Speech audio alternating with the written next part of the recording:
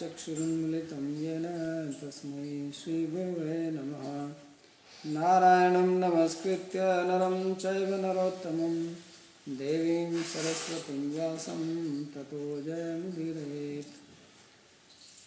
Reading from Srimad Bhagavatam, second Canto, 5th chapter, text number 19.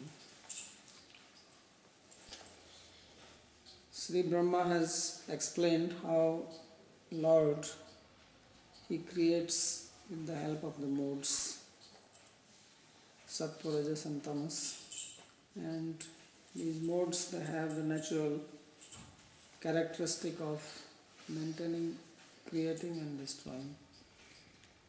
But these characteristics become functional only when Lord puts His glance on them. And when He puts His glance, then automatically things start happening. And now more details will come later on. This is just to say that in this material world, things are happening only because of the modes predominantly. And Lord, of course, is the ultimate cause behind it. But He is the one who activates these modes, and then they have their own characteristic in them. Sattva has its own characteristic, Rajas has its own characteristic, and Tamas. Then things happen by their own characteristic being activated by the power of the Lord. So he is continuing to explain. Previously he mentioned 5 things: Dravya, Karma, Kala, Svabhava and Jeev. That these are the 5 things. Out of that, and the Lord Vasudeva. Lord Vasudeva is the ultimate, and everything was dependent on Him. So there is Dravya, the material, and there is Karma, because of which things happen in a different manner. The variety exists because of that. And there is Kala, which creates the disturbance in the modes. And the Svabhava. When this disturbance is created, then because of the Svabhava of Sattva, Rajas and Tamas, things happen. And then there is a Jiva sitting inside all this. And beyond that is the Lord. So in this verse 19, he explains how the Jiva gets bound to matter, although he is transcendental. Says, Karya Karan Kartritve Dravya Jnana Kriyashraya Badhanati Nityada Muktam Mainam Purusham Gunaha. So, Nityada Muktam Purusham. The Purusha, the living being, is ever liberated because its matter cannot bind it. But another adjective is given here, Mainam. When he is under the influence of Maya, then he becomes bound by the gunas. So bondage is only because of the gunas. As Krishna says later on in 11th Canto, Baddha Mukta iti Vyakhya Gunata Mena Vastuta. That bondage and liberation is because of the gunas and not in reality. So in Swarupa, in its constitutional position, the soul is ever liberated. But by the modes he becomes bound. And how he becomes bound? Says Karya, Karan, Kartritva. These are the 3 things. There is Karya is the body, and Karan the senses, and Kartritva is the ego of doing things. So with these things he becomes bound because he identifies with them. Then he becomes attached to them. And that's all is the bondage. If he gives up that attachment, then there is no problem. And these 3 things, they are sheltered in Dravya Jnana Kriya Ashraya. In the matter and Jnana, means knowledge, consciousness, the deities, and Kriya is the action, the Karta.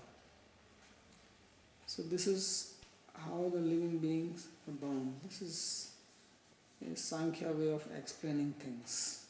Because according to Sankhya there are only two principles,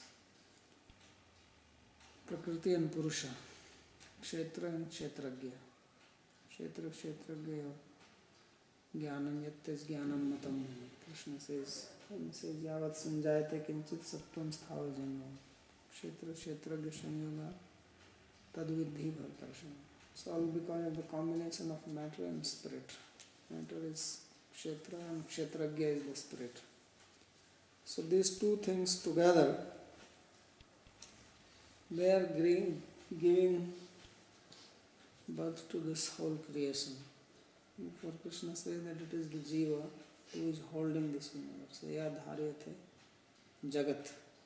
This universe is being held by the Jiva. They are the instrument or one of the cause behind it. Because Lord is not creating it just for his own sake. So Sri Vishnav Chakravarti he explains, Nanu Ateva Gunaha Purusham Jivam Bhagavatas Tathas Shakti Vritti Rupam Badhananti. So therefore these gunas, they bind the Jiva. And Jiva is Tatastha Shakti Vritti Rupa. Although many times Jiva is considered as the part of the Lord, but he is not having everything which is in the Lord. Many times people have this confusion that because soul is part of the Lord and whatever is there in the Lord is also there in minute form inside the Jiva. But Jiva is only part of one of his energy. He has various energies. So Jiva is only part of his Tatastha Shakti. And there are other energies which are not forming the part into Jiva. Jiva does not have anything from those energies. Especially if you take three major divisions, internal, external and intermediate. So Jiva is only part of the intermediate energy and it does not have anything from external energy or internal energy.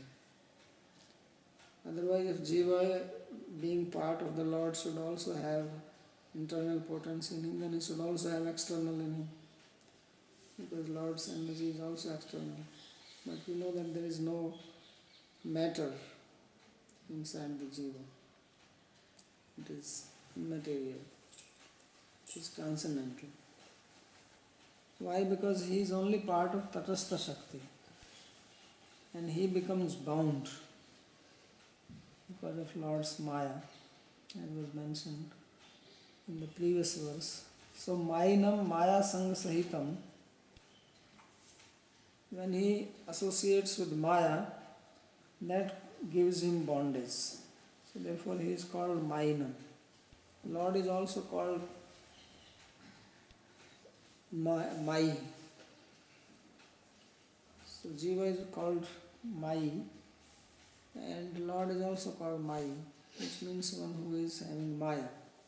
But the meaning in both cases is different. In case of the Lord, it means one who is master of Maya. Maya tu prakritim vidyat mayinam tu maheshwaram, the Upanishad say. Then this Prakriti is called Maya and the Supreme Lord is called Mai, the possessor of Maya. So Jiva is also called Mai here. But it means one who is influenced by it, that's all. Not one who is controlling it. Purvokti yuktya bhagavataha prishtha desasthanam jivanam prishtha desasthaya mayaya swataiva sangha sambhavat. So as it was said earlier that Maya does not come in front of the Lord, stays only on the backside. So here, by the very same logic or principle, it means that those jivas who are on the backside of the Lord, they become influenced by Maya. Why? Because only they can get the association of Maya. Those who are in front of the Lord cannot have the association of Maya because Maya cannot come in front. So again, this statement that they become influenced by Maya, it is, although statement is made, but there is no time when they become influenced. They are ever influenced. There is no beginning or a particular time when a particular living entity comes under the influence of Maya. They have always been like that. But in our language we speak in this manner. Yatha anadi ajnanam tatha anadi jnanam api asti iti saptamante Bhakti bhavishyati. So towards the end of 7th chapter, it will be made clear that just as the living entities, they have anadi ajnana, that they have ignorance about the Lord, and this ignorance has no beginning. They also have knowledge, and that is also beginningless. Of course, this knowledge here does not mean that they are situated in perfect knowledge. That is another misunderstanding. People think that everything is inside. This is a very common and very prevalent misunderstanding. I think almost everybody seems to have this. East or West, all spiritualists have this idea that everything is inside the soul. And all you have to do is just get rid of ignorance, and then knowledge will just manifest. And from this statement also it appears like that. Because it says yatha anadi ajnanam tatha anadi jnanam api asti. So it appears that there is jnana, there is knowledge inside the soul, and then it is covered by ajnana. Ajnanena avritam jnanam tenam viyanti jantava. Krishna says that jnana is covered by ajnana, and therefore living beings are bewildered. So if you remove ajnana, then jnana will come out. But only thing we have to understand is that the word jnana here does not mean knowledge, but it means awareness of oneself, consciousness, and discrimination between matter and spirit. This is there in us, and this is what has been covered. And covering this only means being in Maya. So if this covering is removed, then all you can know is that you are a spirit being, spiritual being, conscious, and not matter. And this much can come by the spiritual practices, because the mode of goodness can give this much light if ignorance is removed. Sattvat sanjayate jnana. So this glimpse can come that we are not the body, although simply from the mode of goodness one will never understand what is one. One will not become completely realized. So the word jnana here means awareness or consciousness of one's own real identity, being a spiritual being. It does not mean that all the Vedic knowledge is inside us. This is what is mistaken. And some statements in the scriptures are misinterpreted then. That famous one.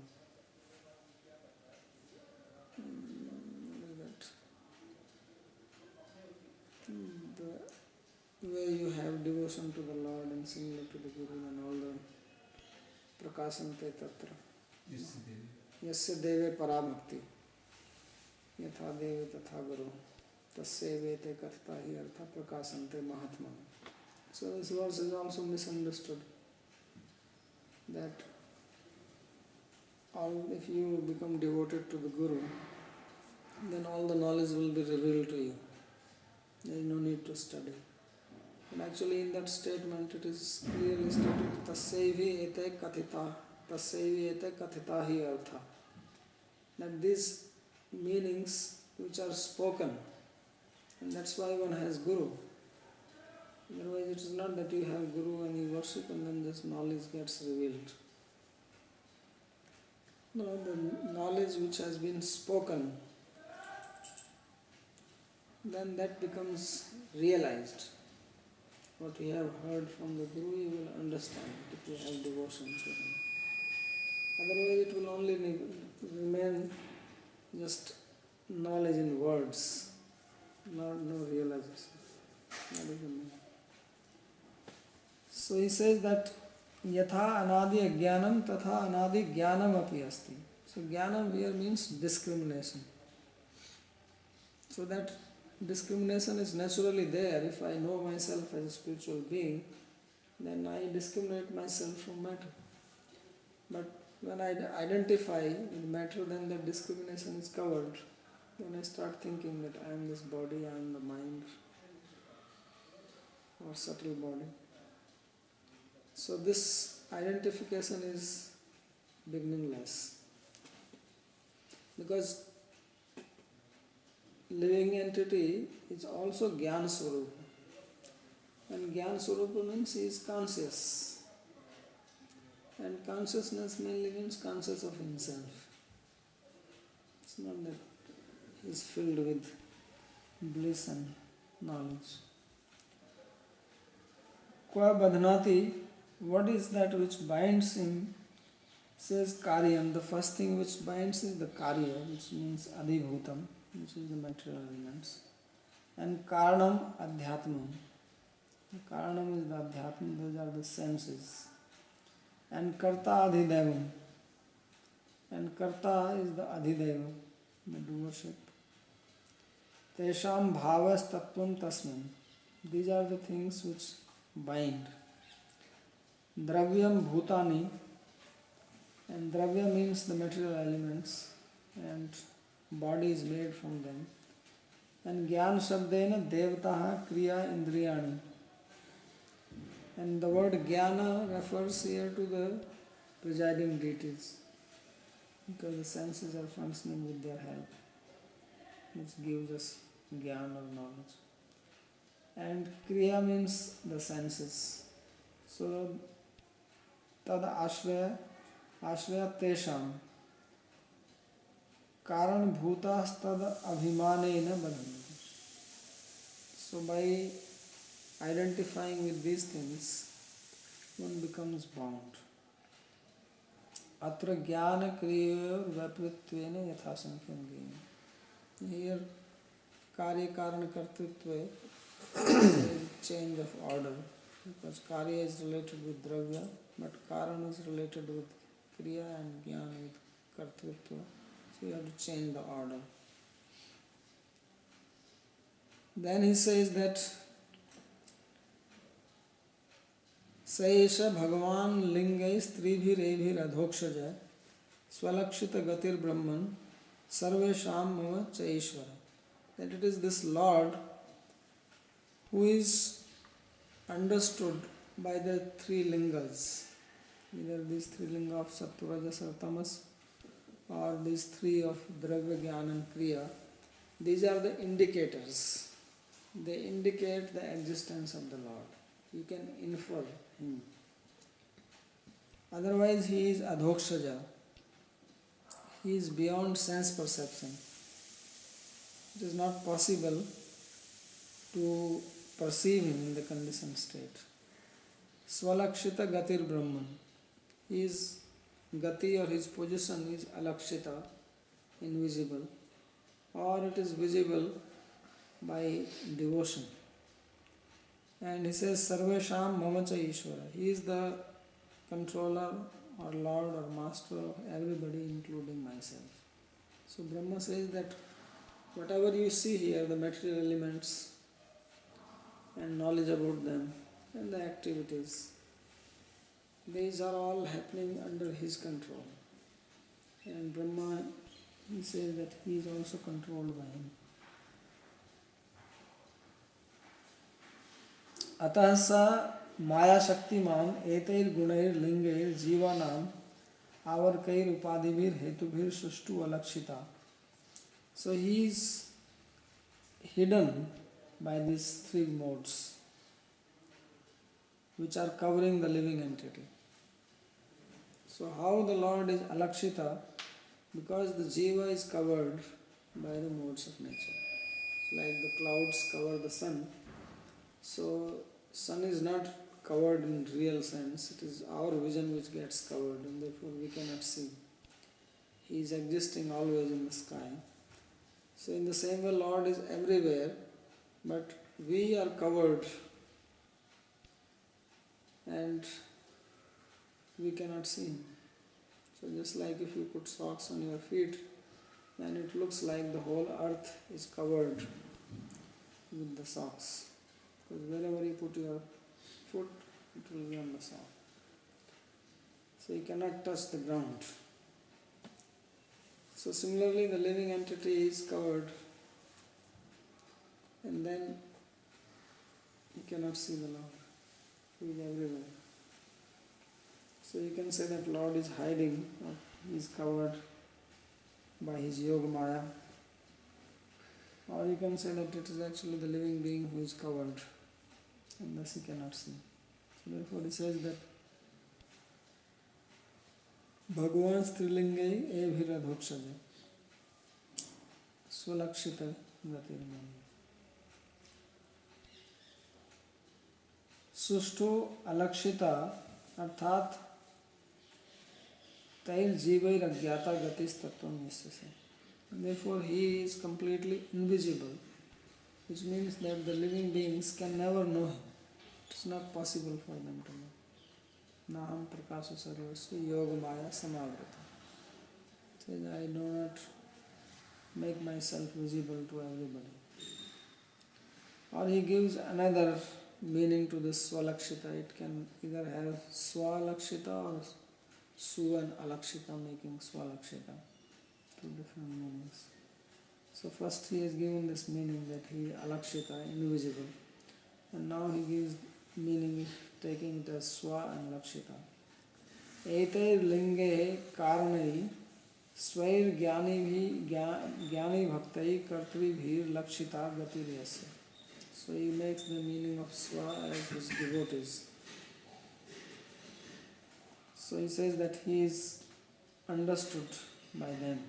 Gyani bhaktai kartri bhir lakshita gatiryasya.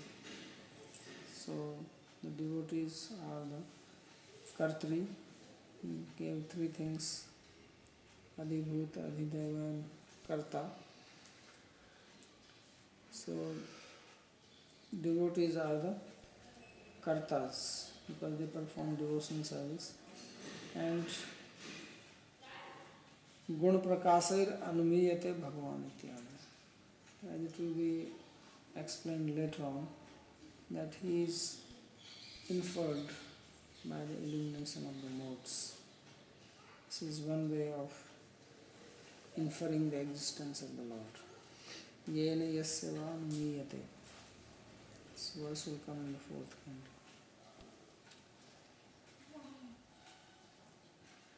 Kalam karma svabhavam cha mayesho mayaya swaya atmanam yadrichya praptam vibhushu rupadade.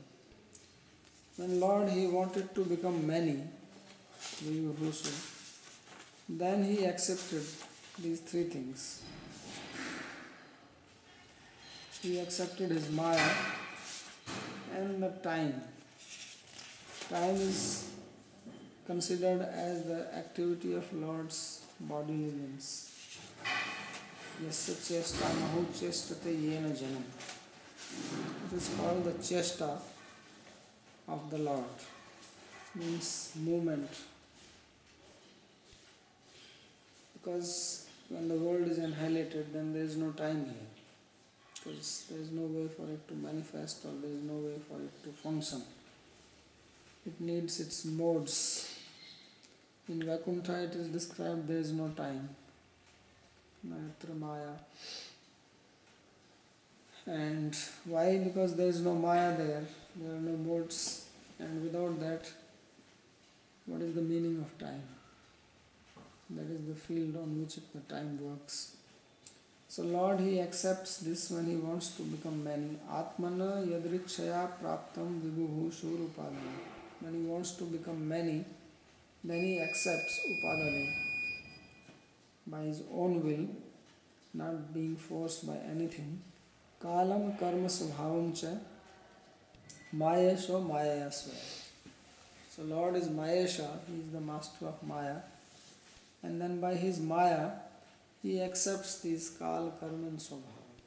And with these three, He will create. So accepting means not that He takes them within Himself or anything, but like you accept a tool or something for working. So basically He puts His energy into them. First is Kala, and with Kala He disturbs the modes. When the modes are in their balanced state, then there is no creation. So first He puts time factor into it. And then they become agitated. They start moving. Now the movement occurs being influenced by two things. One is the karma of the living entity, and that controls. And second is the swabhava of the modes themselves. How a mode is going to function and bring out creation into existence, and then maintenance, and then destruction. That is dependent on the swabhava of the modes. And this works in association with the karma of the living entities. So particular bodies are created, particular planets are created, because the karma has to be meted out to every living entity. So it is a very big complex program. We have to design a program for this. Like these days they have very complex programs in the computer, so they are making robots. How a robot can function. So there is a very complex programming behind it. So similarly, God has to make a very complex program, because every living entity has got a very complicated karma associated with him. And his karma is also related with other living entities, because we don't know what kind of karma is there in store for us and how many people are we still going to meet in our life. We have met so many people in our life till now, and many of those we don't even know where they are now, but we had certain karma with them, we met them, had certain dealings with them, friendly or inimical or neutral or whatever. And that is over, and we don't know with how many people we are going to meet. So many people have karma common with each other, and how all these people have to be brought together at a particular time in a particular place and bring out their karma. This is a very complex thing. So although our bodies, which are made of matter, they are functioning according to the swabhava of the matter. It has its swabhava, you give food, it functions, and how the cells and DNA are working, it grows and it dwindles. And how the skin will change and appearance changing, the hair turn grey. So this is all by the swabhava, and then there is also individual karma, and how that karma has to be mixed with other people's karma. It's a very complex thing. So God arranges all this, and for this He says that kalam karma svabhavam cha mayesho mayayasvaya atman yadrichya praptam. But He takes it yadrichya by His own will. That means Lord is not influenced by anything. We don't know when after the annihilation is done of this universe, how long this will remain like this. Because when the cycle is set into motion, then we say that it will stay for 100 years of Brahma's lifespan. And there are 1000 yugas in Brahma's one day, these Chatur yugas. So there is some calculation how it is going on. But once it is annihilated,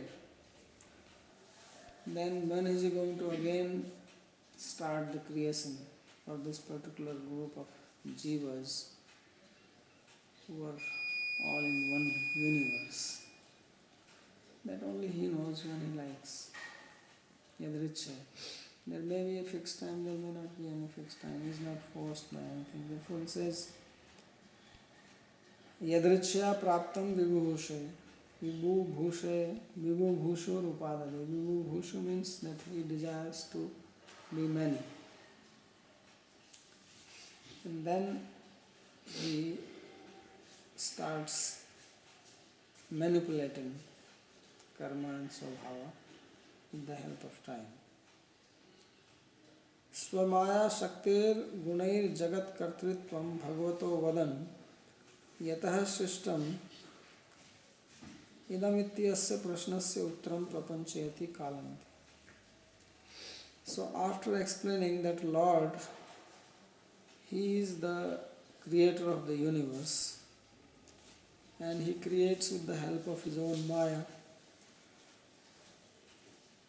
Now He is explaining that from what He creates it, yatah srishtam. Because Sri Narada has asked various questions. And he said, Yad Vigyano Yadadharo Yat Parastam Yadatmaka Eka Sushi Bhutani Bhuterivatum Maya. So he has asked that how, from what it comes, Yata. So he is answering this, that it is created from time, svabhav and karma. Kalam Atman Swasmin Praptam Leelatvena Sthitam. When the whole creation is dissolved, then time remains also dissolved into the Lord. It also sits quietly. Although time is eternal and it is always there, but it doesn't do anything because there is nothing to influence on. We know time's existence by seeing some thing change, because that is its effect. Otherwise we have no way to sense time. Time is sensed by seeing its effect in the form of some change, some movement. Something has to change in the modes. Therefore, it will be explained that the function of time is to create movement, to create agitation in the modes. And that's how we know that it exists. Otherwise we will not know. It's like there is air, but unless you turn on the fan or the wind is blowing, you don't feel it. It's only when it makes a movement, then you feel with the skin that there is wind or there is air blowing. So similarly, time exists, but there are no modes to function during the period of annihilation. So it is as if it remains dissolved, and therefore it says that Linatvena Sthitam. And at that time, the time is in the state of inaction. It's not lost, but it is not functioning. It's not doing anything. So then Lord, He accepts this. Karma jiva drishtam svabhavancha atmani jiva linatvena. And then karma is along with the jiva. And svabhava is in the matter. So they are also with the jiva. And the jiva is within the body of the Lord. So everything is there, then He brings it out. So just as you may have some talent, say for painting or for playing music, but unless you bring out the talent, then it remains inactive inside. And we cannot know whether it is there inside or not. That is the meaning of being inactive or remaining in the dissolved state. So all the jivas, they are also in the inactive state inside the Lord's body, and there is matter in its unmanifest state. And every jiva is with the subtle body, or rather causal body, because even the subtle elements, they get dissolved. So only the karma, how it is remaining, only he knows on what it is hanging. Because when we have this material body, then we have our chitta and their samskaras from the past lives also. And these samskaras may give us thoughts and desires are coming. But at the time of dissolution, all these things are merged and only unmanifest prakriti is remaining.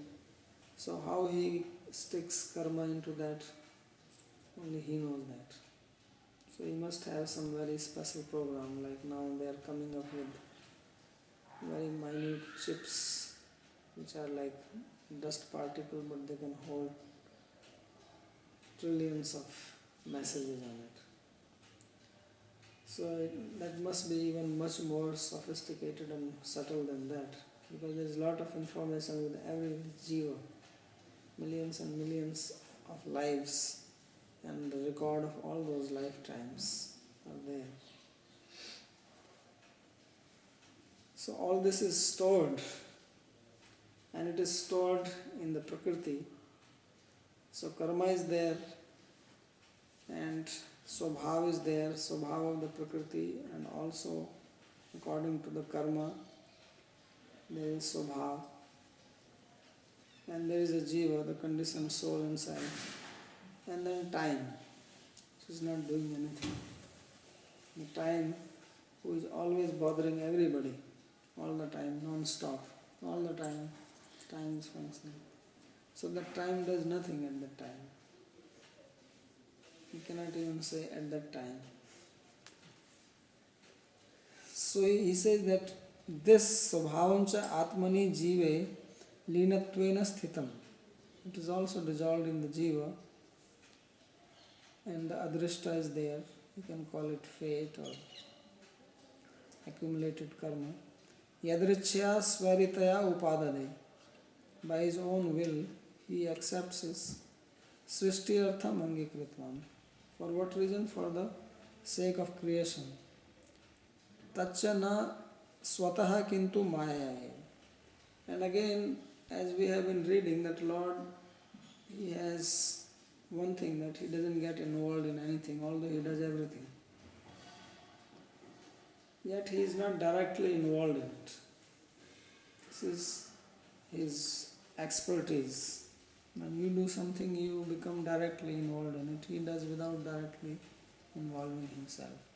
So all this he does, and he accepts kal, karma and swabhava, but not directly, through maya. That means maya is her agent, and he engages her. So therefore in the Puranas sometimes you read that it is Durga who is creating, or Shiva who is creating, or Brahma. So these are all various manifestations of Lord's energy, and there is a personality behind it, and they do the creation, and he stays completely away from it. Vivibhushu vividham bhavitu mitsu. So when he desires to be many, then he performs this act. And the next verse, he describes how the action begins. He says, Kalad gun vyatikar hai parinama svabhavata karmano janma mehta purushadhisthitadabhut. So first, it is time. In the third canto also we will read, Lord Kapila will explain how with the agency of time Lord is creating. So first he says Kalad Gunu Vyatikara. The purpose of time is making the modes undergo modifications. Gunu Vyatikara. they are sitting quietly without any change in them. Sattva is there, Rajas is there, Tamas is there, and there is living entity and karma is there. But nothing is happening. It's like a seed just lying in the sand. And when the rain comes, then it becomes disturbed and it starts sprouting. So everything remains in the seed state. It is the rain of time which makes it change, brings movement in it. And then there is modification. And how does modification occur? That occurs because of Swabhava.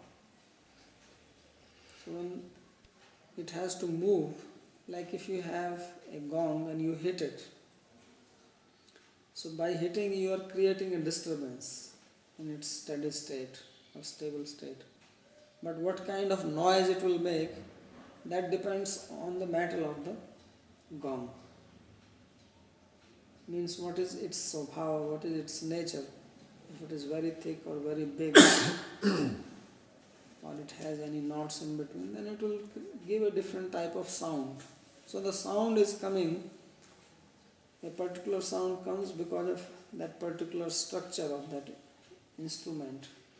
But the sound will not come, that sound will not manifest unless you hit it. So the modes, they are made to move by time, but how they will move, that depends on the nature. Whether they will create or they will maintain or they will destroy or they will become something else, change their state, that is depending on their swabhava.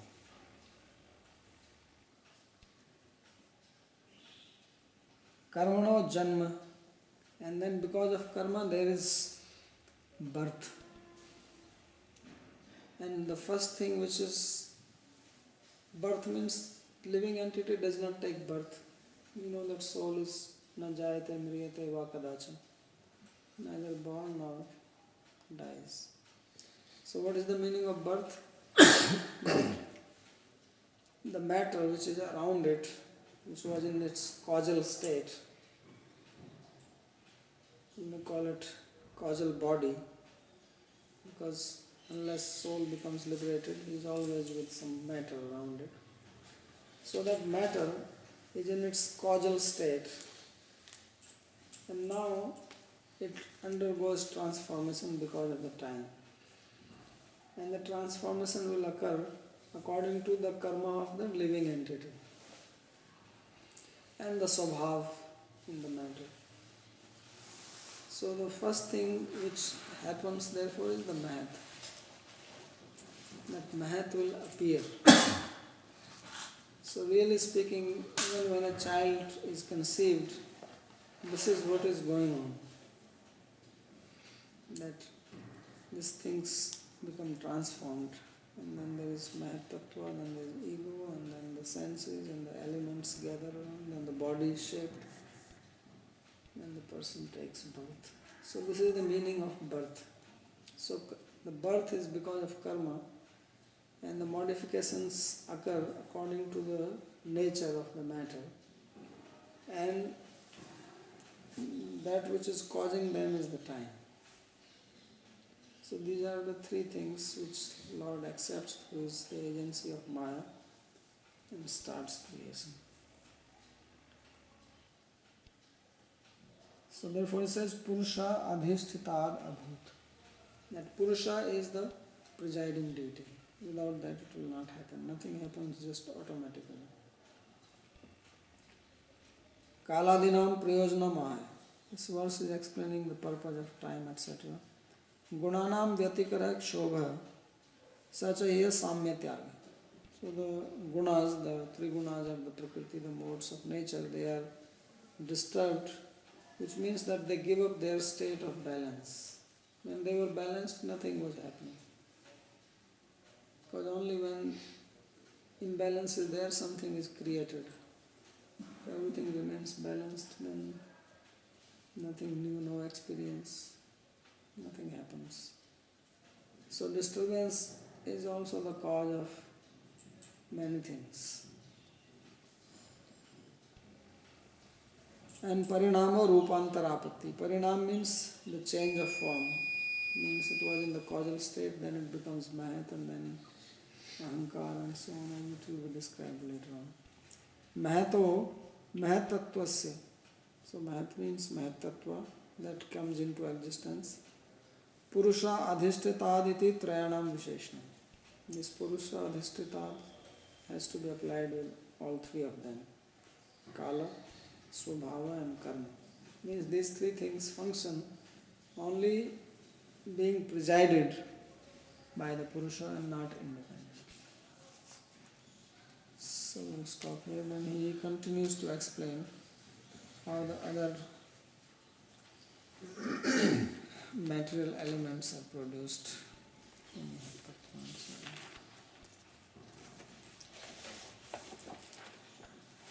So time is the cause of birth. Birth is caused by karma.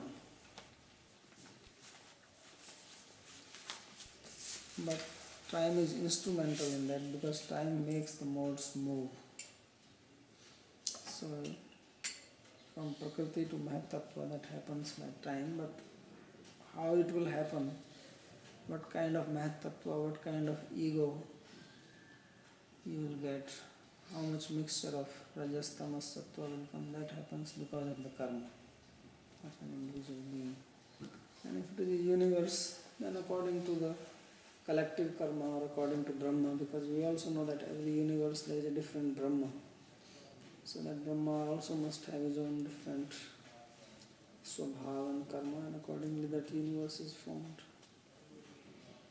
So he is Hiranyagarbha. So birth is caused by karma, but without time, this time Nothing happens. So that is why they also say that time is the cause of misery. Time is also cause.